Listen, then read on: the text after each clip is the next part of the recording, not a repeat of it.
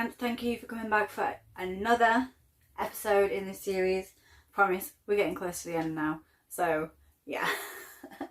So this week we have Gav from Impossible Inverts, or on the schedule that I made it says Important Inverts. Yeah, so anyway, we have Gav this week, and if you don't know Gav, then you need to go check him out. He is another Yorkshire YouTuber. Obviously, I'm a Yorkshire girl, so we've got that in common, and we're always taking the piss, especially with Sidex, because he's from the West Midlands, so he's not used to the way that we talk, and he thinks we literally make up sentences. So yeah, so this is Gav, and I will leave him to get onto his bit, and I will come back at the end. Hey up, I'm Gav. I'm from Impossible Inverts. For those of you that don't know my channel, I basically do stuff invert related, just stuff, you know, make videos. Just sharing my keeping. I'm having a bit of fun while I do it. Now then, Ebs, cheers for having me on this. Should be fun. So, shall we start?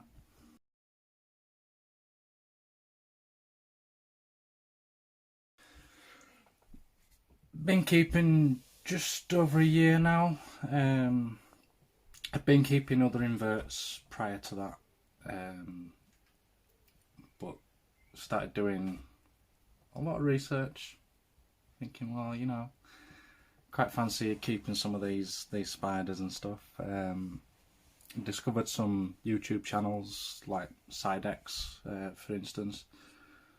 From there, watching their channels, I just thought, you know, I'm going to take this plunge and have a go. And here I am.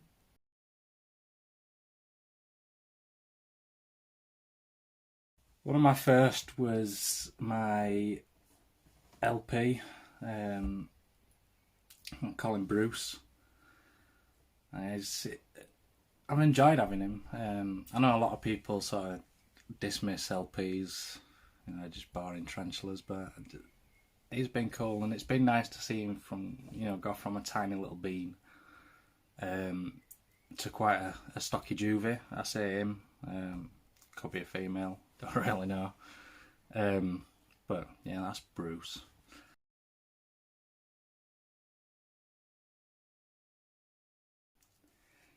Main places I go for my teas, Spider Shop, which is like the #1 place that everybody goes in it, I suppose. I've had some pretty good stuff from them, some awesome mystery boxes. So Many Legs, I've used them. Also another great one. Never Any Faults. And Portsmouth Tarantulas, again, another good one. I've had one disappointment with them, but it happens. It's part of the hobby, innit? But yeah, they're my three main ones for tarantulas. And then Unseen Universe is the main place I go for my mantids. Although I've started using Mantis Manor recently, which they've been pretty good.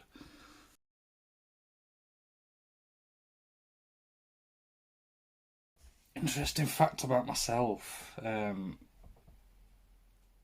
know that I'm warm and sweating profusely. I think it's this ring light. It's like I'm being interrogated. But no, seriously, an interesting fact about me. A lot of people know already. I'm sure there's some that don't, or have probably heard in passing and just dismissed it as a joke. But I'm a gravedigger, and not with a machine neither. It's all hand and using shovel and spade. So yeah, interesting fact. So my chosen tea is the OBT Pterinochilus Murinus, or orange bitey thing, or horrible bloody tarantula. This one, I've got three, but my bigger one that I've had like the longest, called Ginger Josh, as it's very orange. I chose this one. They tend to get quite a bad rep. Most of the time, it's their own doing, but they are a stunning tea, and also they're quite a good display tea. As in, they'll be out quite a lot, which it's good. It's found many parts of Africa, which leads to there being multiple colour variations and localities of the same species, so it's quite muddled. I don't truly know the full goings-ons with that, but females, they grow to about 4 to 6 inches, while males are slightly smaller, 3 to 4 inches. A lot of people, I don't know, a lot of people don't really advise these as a beginner species, but I think same for most teas. If you treat it with that respect, and you don't start pestering it, then it's going to be a nice, easy to deal with tea. So yeah, depending on how jumpy you are and how confident you are, when you're first getting into the hobby, as to whether this would suit you. If you are jumpy, I'd just leave it well alone. They're usually semi-terrestrial, will take advantage of any burrows that have been abandoned, or they will just excavate their own little burrow, building some awesome web tubing as well, which is pretty good, especially when they do it in such a way, almost like a balfour, and you get to see all the entrances. It's pretty good. It's like a hobbit house made of webs. They're